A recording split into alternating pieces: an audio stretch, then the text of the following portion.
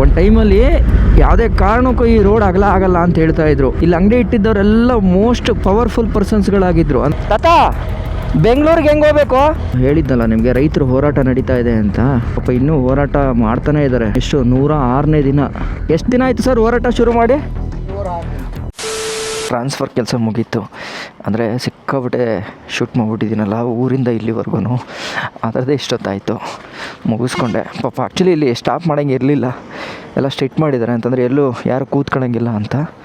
So that ಏನೂ ಮಾಡೋಕ್ಕಾಗಲ್ಲ. ನಿಮಿಷ ಅಣ್ಣ ಹೊಟ್ಟೋಯ್ತೀನಿ ಅಂತ ಮುಖ ತೊಳ್ಕೊಂಡು ಹೋಗ್ತೀನಿ ಅಂತ ಕೇಳಿದ್ದಕ್ಕೆ ಅಣ್ಣ ಪರ್ಮಿಷನ್ ಕೊಟ್ಟರು. ಅಣ್ಣ ಬರಲಾ? ಅಣ್ಣ ಥ್ಯಾಂಕ್ಸ್ ಅಣ್ಣ. ಆದರೆ ಎಲ್ಲ ಕಡೆ ಪ್ಲಾಸ್ಟಿಕ್. ಆದರೂ ನೋಡಿ ಇಂಥ ಇದರಲ್ಲೂ ಎಷ್ಟು ಹಸಿರಾಗಿದೆ. ಬರ್ತೀರಾ? ಪಾದಯಾತ್ರೆನೇ ಅಣ್ಣ. ಒಬ್ಬರೇ ಇದ್ರಲ್ಲ ಪಾಪ, ಹಂಗಾಗಿ ಕೇಳಿದೆ. ಏನು ಸಖತ್ತಾಗಿದೆ ನೋಡಿ, ಇಂಥ ಇದರಲ್ಲೂ ತಣ್ಣಗೆ ಫೀಲ್ ಆಗ್ತಿದೆ. ಎಷ್ಟು ಹಚ್ಚ ಹಸಿರಾಗಿದೆ ನೋಡಿ. ಇಲ್ಲಿಂದ ಬೆಟ್ಟ ನೋಡೋದೇ ಒಂಥರ ಖುಷಿ. ಆನೆ ತಲೆ ದಿಂಬ. ಸೊ ಇನ್ನು 6 ಕಿಲೋಮೀಟ್ರ್ ಇದೆ ಬೆಟ್ಟಕ್ಕೆ. ಮಲೈ ಮಹದೇಶ್ವರ ಬೆಟ್ಟ ರೀಚ್ ಆಯಿತು. ಬಂದೆ.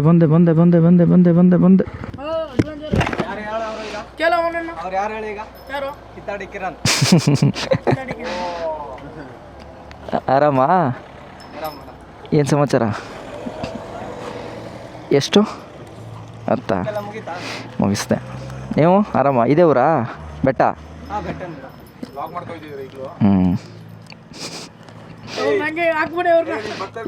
ಫಸ್ಟ್ ನೀನು ಬತ್ತೀಯ, ನೀನು ಅಲ್ಲಿಂದ ಹೌದಾ? ತೋರ್ಸ.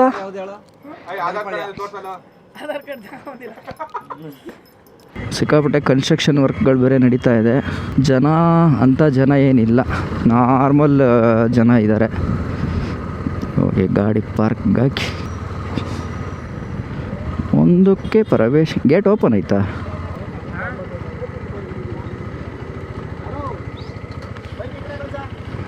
ಇಲ್ಲ ಹಾಕ್ಬಿಡ್ಲಾ? ಹಾಂ, ಎಸ್. ಇಷ್ಟು ದೊಡ್ಡ ಪಾರ್ಕಿಂಗೇ ಇದೆಯಲ್ಲ, ಇಲ್ಲೇ ಹಾಕಿದ್ರೆ ಆಯಿತು. ಆ್ಯಕ್ಚುಲಿ ಇನ್ನು ಪಾರ್ಕಿಂಗಲ್ಲೇ ವೆಯ್ಟ್ ಮಾಡ್ತಾಯಿದ್ದೀನಿ. ನನಗಿದೊಂದು ಅಭ್ಯಾಸ ಇದೆ. ಸೊ ದೇವಸ್ಥಾನಕ್ಕೆ ಏನಾದರೂ ಬಂತು ಅಂದಾಗ ದೇವಸ್ಥಾನಕ್ಕೆ ಪಟ್ನಂತ ಹೋಗಲ್ಲ. ಒಂದು 1/4 ಗಂಟೆ 10 ನಿಮಿಷ ಹಿಂಗೆ ಕೂತಿರ್ತೀನಿ. ಅದಾದಮೇಲೆ ಒಳಗಡೆ ಹೋಗೋಕ್ಕೆ ಪ್ರಯತ್ನ ಮಾಡ್ತೀನಿ. ಕಾರಣ ಏನು ಅಂತಂದರೆ, ಸೊ ಅಲ್ಲಿಂದ ಬೈಕ್ ಓಡಿಸ್ಕೊಂಡು ಅದು ಇದೆಲ್ಲ ಯೋಚನೆ ಮಾಡ್ಕೊಂಡು ಬಂದಿರ್ತೀವ, ಆ ಮೈಂಡ್ ಫ್ಲಕ್ಚುಯೇಟ್ ಆಗ್ತಾ ಇರುತ್ತೆ. ಸೊ ಅದು ವೆಯ್ಟ್ ಮಾಡಿ ಆ ಶಾಂತಿಗೆ, ಈಗ ನಾವು ಅಷ್ಟು ದೂರ ಬರೋದೇ ಏನಕ್ಕೆ? ಶಾಂತಿಗೋಸ್ಕರ ಅಲ್ವಾ? ಸೊ ದೇವರನ್ನು ನೀಟಾಗಿ ಕೇಳ್ಕೊಬೇಕು, ಒಂದು ಜೊತೆಗೆ ಒಂದು ಪೀಸ್ಫುಲ್ಲಾಗಿ ದರ್ಶನ ಮಾಡಬೇಕು ಅಂತಂದರೆ ಒಂದು 5 ನಿಮಿಷ ಕೂತಿದ್ದು ಹೋದರೆ ಬೆಸ್ಟು ಅನ್ನೋದು ನನ್ನ ಕಾನ್ಸೆಪ್ಟು. ಮನುಷ್ಯ ಕೊಡೋದು ಮನೆ ತನಕ, ಆದರೆ ಮಾದಪ್ಪ ಕೊಡೋದು ಕೊನೆ ತನಕ. ನಮಗೆ ಆವಾಗವಾಗ ಮಾದಪ್ಪನ ದರ್ಶನ ಮಾಡಿದ್ರೇ ಮನ್ಸಿಗೊಂಥರ ಸಮಾಧಾನ.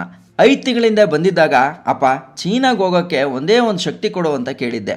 ಆದರೆ ತಗೋಮಗ ಅದ್ರ ಜೊತೆ ಒಂದು ಕಾಂಪ್ಲಿಮೆಂಟ್ರಿ ಅಂತ ಶ್ರೀಲಂಕಾಗೂ ಕೂಡ ಕಳಿಸ್ಕೊಟ್ಟಿದ್ದ. ಅದೇ ಥರ ಈ ಸಲನೂ ಕೂಡ ನಮ್ಮ ಮಾದಪ್ಪಂಗೆ ಒಂದು ಅಪ್ಲಿಕೇಶನ್ ಹಾಕೋಣ ಅಂತ ಮಾದಪ್ಪನ ಬೆಟ್ಟಕ್ಕೆ ಬಂದೆ. ಇಷ್ಟು ವಯಸ್ಸಾದರೂ ಶಿವರಾತ್ರಿಗೆ ಕಾಲ್ನಡಿಗೆನಲ್ಲಿ ಮಾದಪ್ಪನ ಬೆಟ್ಟಕ್ಕೆ ಹೋಗ್ತಾರೋ ನಮ್ಮ ಕಿತ್ತಡಿ ಅಮ್ಮಂದಿರನ್ನ ನೋಡಿ ಖುಷಿ ಆಯಿತು. ಅದ್ರ ಜೊತೆಗೆ ಕಸದ ಬುಟ್ಟಿ ಇಲ್ಲೇ ಇದ್ರೂ ಕೂಡ ಪ್ಲಾಸ್ಟಿಕ್ನ ಪ್ರಕೃತಿಗೆ ಎಸ್ದಿರೋ ಜನನ ನೆನ್ಸ್ಕೊಂಡು ಅವ್ರಿಗೆ ನಿಜವಾಗ್ಲೂ ಮಾದಪ್ಪ ಒಳ್ಳೇದ್ ಮಾಡ್ತಾನ ಅಂತ ಅನ್ಕೊಂಡು ಬೇಜಾರು ಕೂಡ ಆಯ್ತು. ಇನ್ನ ಬೆಟ್ಟಕ್ಕೆ ಬಂದ ತಕ್ಷಣ ಆವಾಗ್ಲೇ ಶಿವರಾತ್ರಿ ವೈಬ್ ಎದ್ದು ಕಾಣಿಸ್ತಾ ಇದೆ. ಎಲ್ಲಿ ನೋಡಿದ್ರಲ್ಲಿ ಜನಪದ ಗೀತೆ, ದೇವ್ರ ಕುಣಿತ, ಭಕ್ತಿ ಸಾಗರದಲ್ಲಿ ಮಾದಪ್ಪನ ಬೆಟ್ಟ ಮುಳುಗೋಗಿತ್ತು. ಯಾವ್ಯಾವುದೋ ಊರಿಂದ ಎಷ್ಟೆಷ್ಟೋ ದೂರದಿಂದ ಮಾದಪ್ಪನ ದರ್ಶನ ಮಾಡೋಕ್ಕೆ ಅಂತ ಭಕ್ತಿಯಿಂದ ಕಾಲ್ನಡಿಗೆಯಲ್ಲಿ ಬಂದಿರೋ ಈ ಎಲ್ಲಾ ಕಿತ್ತಡಿಗಳಿಗೂ ಕೂಡ ಮಾದಪ್ಪ ಒಳ್ಳೇದು ಮಾಡಲಿ ಅಂತ ಕೇಳ್ಕೊಳ್ತಾ ಕೊನೆಗೆ ಒಂದೇ ಒಂದು ಮಾತು: ಕಾಡಲ್ಲಿ ಸಿಗಂತ ಕೋತಿಗಳಿಗೆ ಯಾವುದೇ ಕಾರಣಕ್ಕೂ ಏನನ್ನೂ ಕೂಡ ತಿನ್ನಕ್ ಹಾಕ್ಬಿಡಿ. ಯಾಕೆ ಅಂತಂದ್ರೆ ಅವು ಕಾಡಿನ ರಾಜರು, ನಮ್ಮ ಮನೆಯ ಭಿಕ್ಷುಕರಲ್ಲ. ಹಾಗೆ ಕಾಡಿನ ಮಧ್ಯೆ ಎಲ್ಲೆಂದ್ರಲ್ಲಿ ಕಸ ಹಾಕೋಕ್ ಹೋಗ್ಬಿಡಿ. ಯಾಕೆ ಅಂತಂದ್ರೆ ಅದು ಕಸದ ಬುಟ್ಟಿ ಅಲ್ಲ, ಅದು ನಮ್ಮ ಮುದ್ದು ಮಾದಪ್ಪನ ಪುಣ್ಯ ಕ್ಷೇತ್ರ. ಇಷ್ಟು ಹೇಳ್ತಾ ನಾನು ನಿಮ್ಮ ಕಿತ್ತಡಿ ಕಿರಣ್. ಜೈ ಹಿಂದ್, ಜೈ ಕರ್ನಾಟಕ ಮಾತೆ. ಈ ಪಾರ್ಕ್ ಹಾಕಿದ ಜಾಗದಲ್ಲಿ ಈ ಗಾಡಿನ ನೋಡಿದೆ. ಪಾಪ ಯಾವ ಜಿಲ್ಲೆಯವರು ಏನು ನನಗೆ ಗೊತ್ತಿಲ್ಲ. ಮೇ ಬಿ ನಮ್ಮ ಮಂಡ್ಯ, ಮೈಸೂರು, ಚಾಮರಾಜನಗರದವರೇ ಆಗಿರ್ತಾರೆ, ರಾಮನಗರ ಸೈಡವರು. ಸಮೋವ್ ಇವಾಗ ಇವರು ಗಾಡಿನ ಪೂಜೆ ಮಾಡೋಕ್ಕೆ ತಂದಿದ್ದಾರೆ. ನನಗೆ ಏನಪ್ಪ ಶಾಕ್ ಆಗಿದ್ದು ಅಂತಂದರೆ, ಇಲ್ಲಿ ನೋಡಿ, ಇಲ್ಲಿ ಬರ್ಸಿರೋ ಸ್ಟಿಕ್ಕರು ಮಂಗನಿಂದ ಮಾನವ ಅಲ್ಲ, ಬೈಕ್ ಓಡಿಸುವವ ಅನ್ನೋ ಥರ ಮಾಡಿದ್ದಾರೆ. ಬಟ್ ಸಖತ್ ಕ್ರಿಯೇಟಿವ್ ಆಗಿ ಮಾಡಿದ್ದಾರೆ. ಸೊ ಈಗ ದರ್ಶನ ಸಾಕಾದಾಗ ಆಯಿತು. ಇವತ್ತು ಬೆಳಗ್ಗೆಯಿಂದ ಒಳ್ಳೆ ಯಾವ ಥರ ಮೂಡಲ್ಲಿದ್ದೀನಿ ಅಂತಂದರೆ ಸನ್ಯಾಸಿ ಆಗ್ಬಿಡ್ತೀನಿ ಬಿಟ್ಟರೆ, ಆ ಮಟ್ಟಕ್ಕೆ ದೇವ್ರನ್ನ ಇವತ್ತು ಪೂಜೆ ಮಾಡಿಬಿಟ್ಟಿದ್ದೀನಿ. ಮಾದಪ್ಪ ಎಲ್ಲರಿಗೂ ಒಳ್ಳೇದು ಮಾಡಲಿ ಅಂತ ಕೇಳ್ಕೊಳ್ತಾ ನಮ್ಮ ಪಯಣ ಮುಂದುವರಿಯುತ್ತದೆ. ನೋಡಿ ಇಲ್ಲಿ, ಬಟ್ ಅಭಿವೃದ್ಧಿ ಕಾರ್ಯ ಆದರೆ ಒಳ್ಳೆಯದೇ ಅಂತ ಅಂದ್ಕೊಂಡು ಇವಾಗ ಮುಂದಕ್ಕೆ ಹೋಗೋಣ. ನೈಸ್, ಸಕ್ಕತ್ತಾಗಿ ಕಾಣಿಸ್ತಾ ಇದೆ ನೋಡಿ ಇಲ್ಲಿಂದ ಅಲ್ಲ. ಒಳ್ಳೆ ಬಸ್ ಸ್ಟ್ಯಾಂಡಲ್ಲಿ ಬಂದು ಇಳಿದ ತಕ್ಷಣವೇ ವಿಶಾಲವಾಗಿ ಕಾಣಿಸುತ್ತೆ. ಅಲ್ಲಿ ಮಾದಪ್ಪ ಸಕ್ಕದಾಗಿ ನೋಡೋಕೆ ಅಲ್ಟಿಮೇಟ್ ಆಗಿದೆ.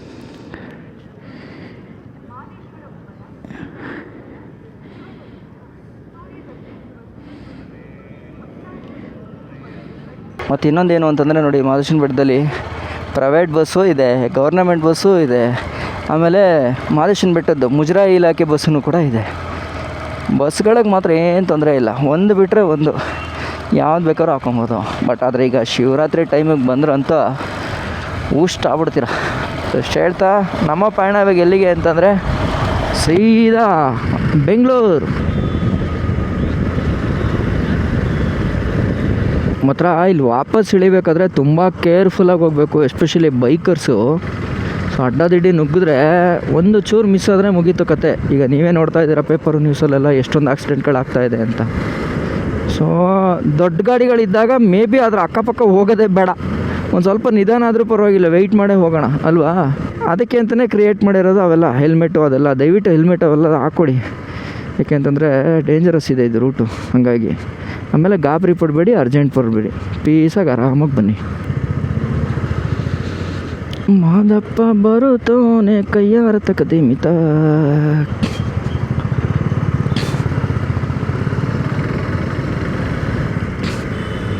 ಡೇಂಜರಸ್ ತಗೋತವ್ರಲ್ಲ ಇವರೆಲ್ಲ.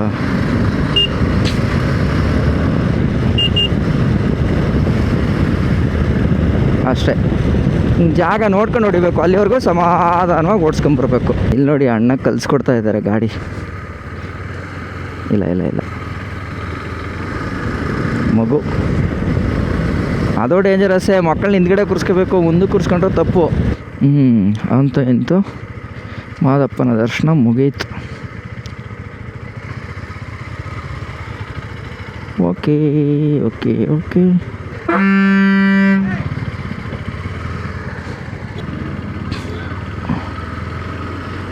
ಮಾದ್ಮಲಯ್ಯ ಮಲ್ಲಿಗೆ ಹೂವಿನಂಗೆ ಚೆಲ್ಲಿತು ನಿನ ಪರುಸಿ ಚೆಲ್ಲಾಟಗಾರ ಮಾದಪ್ಪ.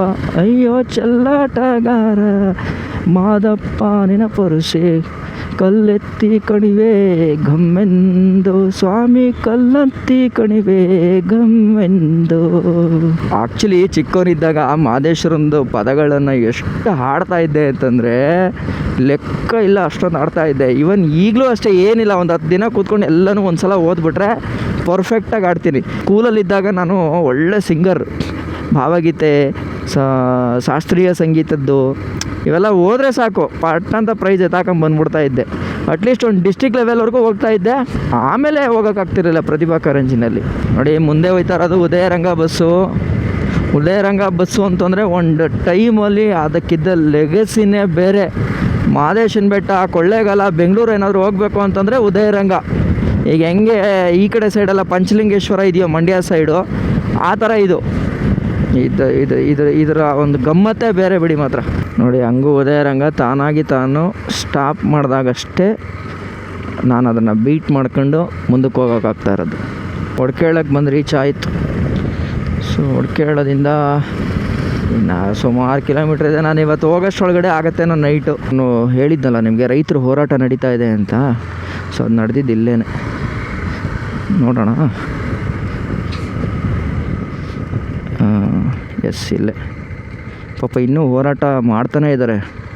ಎಷ್ಟು 106ನೇ ದಿನ. ಎಷ್ಟು ದಿನ ಆಯಿತು ಸರ್ ಹೋರಾಟ ಶುರು ಮಾಡಿ? 106 ದಿನ. ಪರಿಹಾರ ಸಿಗ್ತಾ ಇದೆಯಾ? ಇಲ್ಲ. ಉಸ್ತುವಾರಿ ಮಿನಿಸ್ಟರ್ ಕರೆದ್ರು. 113 ದಿನಗಳ ಕಾಲ ರೈತರು ಹೋರಾಟ ನಡೆಸ್ತಾ ಇದ್ದಾರೆ ಅಂತ ಕೇಳಿ ಶಾಕ್ ಆಯ್ತು. ಯಾತಕ್ಕೋಸ್ಕರ ಈ ಹೋರಾಟನ ಮಾಡ್ತಾ ಇದ್ದಾರೆ ಅಂತಂದ್ರೆ, ಇಷ್ಟು ವರ್ಷ ಆದ್ರೂ ಕೂಡ ಮಾಟಳ್ಳಿ ಗ್ರಾಮ ಪಂಚಾಯಿತಿಗೆ ಒಂದು ಕುಡಿಯೋ ನೀರಿನ ವ್ಯವಸ್ಥೆ ಕರೆಕ್ಟ್ ಆಗಿ ಆಗ್ತಾ ಇಲ್ಲ. ಅದಲ್ಲದೆ ಯಾರು ಸಾಗುವಳಿ ಮಾಡ್ತಾ ಇದಾರೋ ಆ ರೈತರುಗಳಿಗೆ ಸರಿಯಾದ ಹಕ್ಕು ಪತ್ರಗಳು ಕೂಡ ಸಿಗದೆ ಇರೋದು ಇಲ್ಲಿಯ ರೈತಾಪಿ ವರ್ಗದವರ ಕೆಂಗಣಿಗೆ ಗುರಿಯಾಗಿದೆ. ಈಗಾಗಲೇ ಈ ಭಾಗದಲ್ಲಿ ಜನ ಕುಡಿಯೋಕೆ ಅಂತರ್ಜಲದ ನೀರನ್ನ ಬಳಸ್ತಾ ಇದ್ದಾರೆ. ಈ ನೀರಲ್ಲಿ ಫ್ಲೋರೈಡ್ ನ ಅಂಶ ಜಾಸ್ತಿ ಇದ್ದು ಇದೇ ನೀರನ್ನ ಕುಡಿದು ಪ್ರತಿ ಮನೆಗಳಲ್ಲೂ ಕೂಡ ಮಕ್ಕಳು ಸಮೇತ ಸೇರಿ ಆರೋಗ್ಯದಿಂದ ಬಳಲ್ತಾ ಇದ್ದಾರೆ. ಪಂಚಾಯಿತಿ ವ್ಯಾಪ್ತಿನಲ್ಲಿ ಕುಡಿಯೋ ನೀರನ್ನ ಪೂರೈಸಕ್ಕಾಗದೇ ಇರತಕ್ಕಂತ ವ್ಯವಸ್ಥೆಯ ವಿರುದ್ಧವಾಗಿ ಈ ಹೋರಾಟನ ಮಾಡ್ತಾ ಇದ್ದಾರೆ. ಅದರ ಜೊತೆಗೆ ಮಾಟ್ಲಳ್ಳಿ ವ್ಯಾಪ್ತಿಯಲ್ಲಿ ಬರ್ತಕ್ಕಂತ ಕೆರೆ ಕಟ್ಟೆಗಳಿಗೆ ನೀರು ತುಂಬಿಸಬೇಕು ಹಾಗೂ ಊರಿನ ವ್ಯಾಪ್ತಿಗಳಲ್ಲಿ ಬರ್ತಕ್ಕಂತ ಚೆಕ್ ಡ್ಯಾಮ್ಗಳು ಹೆಚ್ಚಿನ ಸಂಖ್ಯೆಯಲ್ಲಿ ನಿರ್ಮಾಣ ಆಗಬೇಕು ಅಂತ ಅಂದ್ಬಿಟ್ಟು ಇಲ್ಲಿಯ ರೈತಾಪಿ ವರ್ಗದವರು ಆಗ್ರಹಿಸ್ತಾ ಇದ್ದಾರೆ. ಈ ಹೋರಾಟಕ್ಕೆ ನನ್ನ ಬೆಂಬಲ 100% ಇದ್ದೇ ಇರುತ್ತೆ. ಯಾಕೆ ಅಂತಂದ್ರೆ ನೀರು ಅನ್ನೋದು ನಮ್ಮ ಮೂಲಭೂತ ಹಕ್ಕು. ಅದನ್ನ ಕೇಳಂತ ಹಕ್ಕು ನಮ್ಗೆ ನಿಮ್ಗೆ ಎಲ್ರಿಗೂ ಕೂಡ ಇದೆ. ಓಕೆ, ಈ ಥರ ಇದೆ ಊರಿನ ಪರಿಸ್ಥಿತಿ. ಏನು ಮಾಡೋದು?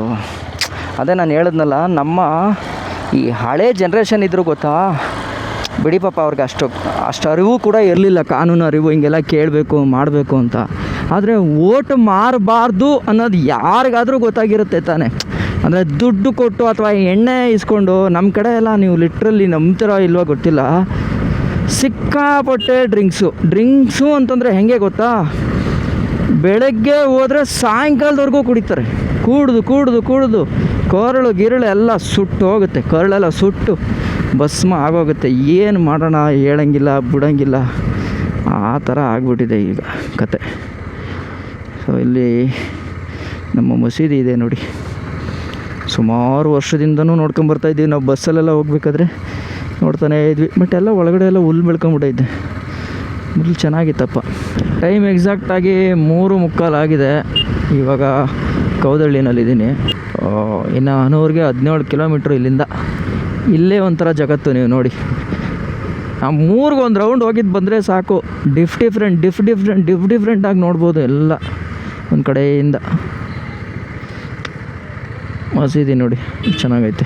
ಬಿಸ್ಮಿಲ್ಲಾ ಚಿಕನ್ ಹೋಟೆಲ್ ನಮ್ಮಲ್ಲಿ ಇದೇ ಒಂಥರ ಚೆಂದ. ಈಗ ನೋಡಿ, ಈ ಊರಲ್ಲಿರೋರು ಕೂಡ ಮಾದೇಶನ ಬೆಟ್ಟ ಅಂತಂದರೆ ಒಂದು ಫೀಲಿಂಗ್ ಇಟ್ಕೊಂಡಿದ್ದಾರೆ. ಇವನ್ ಮುಸಲ್ಮಾನರೇ ಆದ್ರೂ ಒಂದು ಫೀಲ್ ಇದೆ, ಅದು ನಮ್ಮೂರ್ದು ನಮ್ಮ ಬೆಟ್ಟ ಅಂತ. ಅದೇ ನಾನು ಹೇಳಿದ್ನಲ್ಲ, ಹಿಂದೂ ಕ್ರೈಸ್ತ ಮುಸಲ್ಮಾನ ಯಾರೇ ಇದ್ರೂ ಇಲ್ಲಿ ಎಲ್ಲರೂ ಒಂದೇ ಅನ್ನೋ ಥರ ಬದುಕ್ತಾ ಇದ್ದೀವಿ. ಸೊ ಆ ಖುಷಿ ಅಂತೂ 100% ಇದೆ ನನಗೆ. ಅದೇ ಹೇಳಿದ್ನಲ್ಲ, ಮಧ್ಯ ಈ ಪಾಲಿಟಿಕ್ಸ್ ಎಲ್ಲ ಒಂದು ಸ್ವಲ್ಪ ಇನ್ವಾಲ್ವ್ ಆಗಿ ಏನಾಗ್ತಿದೆ ಅಂತಂದ್ರೆ ಒಂದು ಸ್ವಲ್ಪ ಹೇಟಿಸಮ್ ಸ್ಪ್ರೆಡ್ ಆಗ್ತಾ ಇದೆ.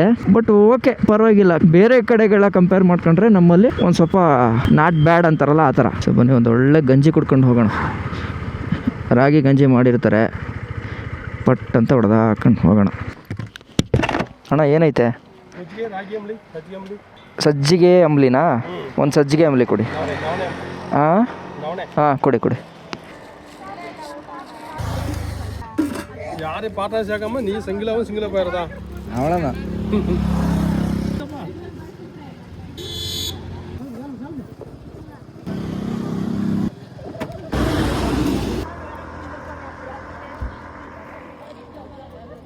ಆ್ಯಕ್ಚುಲಿ ಇಲ್ಲಿ ಒಳ್ಳೆ ಕಂಬು ಸಿಗುತ್ತೆ ಆಯಿತಾ. ಕಂಬನ ಗಂಜಿ ಅಂಬ್ಲಿ ಎಲ್ಲ ಸಿಗುತ್ತೆ. ನೆಕ್ಸ್ಟ್ ನೀವು ಬಂದಾಗ ಇಲ್ಲಿ ಟ್ರೈ ಮಾಡಿ. ಸೊ ಇವಾಗ ಎಕ್ಸಾಕ್ಟಾಗಿ ಹನೂರಿಗೆ ಬಂದು ರೀಚ್ ಆದೆ. ಸೊ ನಂದು ನೋಡಿ ಎಷ್ಟು ಸಗದಾಗಿದೆ ಅಲ್ವಾ ಪ್ಲ್ಯಾನು, ಊರಿಗೆ ಬರೋ ಪ್ಲ್ಯಾನು. ಬರಬೇಕಾದ್ರೆ ಹಂಗೆ ಬರ್ತೀನಿ, ಬಂದು ಆ ಕಡೆ ಕಟ್ಟಾಗಿ ಊರ ಕಡೆಗೆ ಹೋಗ್ತೀನಿ. ವಾಪಸ್ ಹೋಗ್ಬೇಕಾದ್ರೆ ಹಿಂಗೆ ಒಂದು ರೌಂಡ್ ಹಿಂಗೆ ವೃತ್ತಾಕಾರ ಬಳಸ್ಕೊಂಡು ಹಿಂಗೆ ಹೋಗ್ತೀನಿ. ಚೆನ್ನಾಗಿದೆ ಒಂಥರ ಅಲ್ಲ. ಇದೊಂಥರ ರೂಟೀನ್ ಆಗ್ಬಿಟ್ಟಿದೆ ಇತ್ತೀಚೆಗೆ ನನಗೆ. ಯಾವಾಗ್ಲೂ ಮಾದೇಶನ ಬೆಟ್ಟಕ್ಕೆ ಬಾ, ಹೋಗು. ಊರಿಗೆ ಬಂದಾಗೆಲ್ಲ ಮಾದೇಶನ ಬೆಟ್ಟ ಕಂಪಲ್ಸರಿ ಅಂತೂ ಇರಲೇಬೇಕು. ಆ ಥರ ಆಗಿದೆ ಇವಾಗ. ಒಳ್ಳೆಯದೇ, ಬನ್ನಿ ನೋಡಿ. ಹಿಂಗೆ ಹೋಗ್ಬೇಕು ನಮ್ಮೂರಿಗೆ. ಅಣ್ಣ ಯಾಕೆ? ಓ ಸರಿಯಾಗಿದ್ದೀರ ಕಣ್ರಪ್ಪ. 2 ಬ್ರಿಡ್ಜ್ ಆಗಿದೆಯಾ? ಸೂಪರ್. ಮೊದಲು ಒಂದೇ ಒಂದು ಬ್ರಿಡ್ಜ್ ಇತ್ತು ಪುಟ್ಟಕ್ಕೆ, ಇದೆಲ್ಲ ಫುಲ್ ದೊಡ್ಡದಾಗ್ಬಿಟ್ಟಿದೆ ಈಗ. ಒಂದು ಟೈಮಲ್ಲಿ ಯಾವುದೇ ಕಾರಣಕ್ಕೂ ಈ ರೋಡ್ ಆಗಲ್ಲ ಅಂತ ಹೇಳ್ತಾಯಿದ್ರು. ಕಾರಣ ಏನು ಅಂತಂದರೆ, ಇಲ್ಲಿ ಅಂಗಡಿ ಇಟ್ಟಿದ್ದವರೆಲ್ಲ ಮೋಸ್ಟ್ ಪವರ್ಫುಲ್ ಪರ್ಸನ್ಸ್ಗಳಾಗಿದ್ದರು. ಅಂದರೆ ಇಲ್ಲಿ ನಮ್ಮ ಕಡೆ ಹೆಂಗೆ ಅಂತಂದರೆ MLAಗೆ ಬೇಕಾದವರು, MP ಗೆ ಬೇಕಾದವರು, ಆ ಥರ ಇದ್ದಿದ್ದು. ಇವನ್ ಕೋರ್ಟಲ್ಲೆಲ್ಲ ಹೋಗಿ ಸ್ಟೇನು ತೊಗೊಂಡ್ಬಂದಿದ್ರು. ಯಾವಾಗಲೂ ಆಗಬೇಕಾಗಿತ್ತು ಅದು, ಬಟ್ ಆಗಿರಲಿಲ್ಲ. ಈಗ ರೋಡು ದೊಡ್ಡದಾಗಿದೆ ನೋಡಿ. ಇದು Hanur bus stand. Ambedkar statue ಇತ್ತಲ್ವ ಇಲ್ಲಿ, ಮೇ ಬಿ ರಿನೋವೇಷನ್ ಮಾಡ್ತಾ ಇರಬೇಕು. ಓಕೆ, ಶೋರೂಮ್ ಇದೆ. ಅಲ್ಲೇ ಹನೂರಿನ TVS ಮೋಟಾರ್ ಓನರ್ ಅವ್ರ ಜೊತೆ ಫ್ಯೂಚರ್ ರೈಡ್ ಬಗ್ಗೆ ಒಂದು ಸ್ವಲ್ಪ ಡಿಸ್ಕಷನ್ ಮಾಡಿಕೊಂಡು ಅಲ್ಲಿಂದ ಸಖತ್ತಾಗಿದೆ. ನೀನು ಹೋಗಿದ್ಯಾ ಮುತ್ತು? ದೊಡ್ಡ ಸಂಪಿಗೆ ಬಿಡಲ್ಲ, ದೇವಸ್ಥಾನ. ಬಟ್ ಇದು ಮತ್ತು ಫೋನ್ ಮಾಡ್ತೀನಿ. ಬಾಯ್ ಸರ್, ಬರಲಾ? ಎಸ್ ಬಾಯ್. ಸೊ ಅನೂರಲ್ಲಿ ಒಂದು ಸ್ಟಾಪ್ ಹಾಕಿದೆ. ಆಲ್ಮೋಸ್ಟ್ 6 ಗಂಟೆ ಆಗಿಬಿಟ್ಟಿದೆ ಸಂಜೆ. ಫ್ರೆಂಡು ಮೀಟ್ ಮಾಡಬೇಕಿತ್ತು. ಅದಾದಮೇಲೆ ನಮ್ಮ ಸ್ನೇಕ್ ರೆಸ್ಕ್ಯೂವರ್ ಜಬಿ ಬಂದಿದ್ದರು. ಆಮೇಲೆ ಅಲ್ಲಿ TVS ಅವ್ರ ಜೊತೆ ಒಂಚೂರು ಮಾತುಕತೆ ಇತ್ತು. ಸೊ ಇದೆಲ್ಲ ಮುಗಿಸ್ಕೊಂಡು ಮತ್ತೆ ಬೆಂಗಳೂರು ಕಡೆಗೆ ನನ್ನ ಪಯಣ. 6 ಗಂಟೆ ಆಗಿದೆ. ಮೇ ಬಿ ನಾನು ಹೋಗೋಕ್ಕೆ ಇವತ್ತು 10 ಗಂಟೆ ಆಗೇ ಆಗುತ್ತೆ. ನಾನು ಸೈನ್ಸಲ್ಲಿ ಫೇಲು, ಅದಕ್ಕೆ ಭಯ. ಓದ್ಕೊ ಹಾಂ, ಒಳ್ಳೆ ಹುಡುಗ ನೀನು, ಚೆನ್ನಾಗಿ ಓದ್ಕೊ. ನೈಟು ಇಲ್ಲ ಕಣೋ, ಬೈಕಲ್ಲಿದ್ದೀನಿ. ಹೋಗೋಕ್ಕೇ ನಾನು 11 ಗಂಟೆ ಆಗುತ್ತೆ. ಯಾಕೆ? ಇಲ್ಲ ಬಿಡು, ಇನ್ನೊಂದು ಸಲ ಯಾವಾಗಲಾರು ಕಾಲ್ ಮಾಡುವಂತೆ. ಹಾಂ,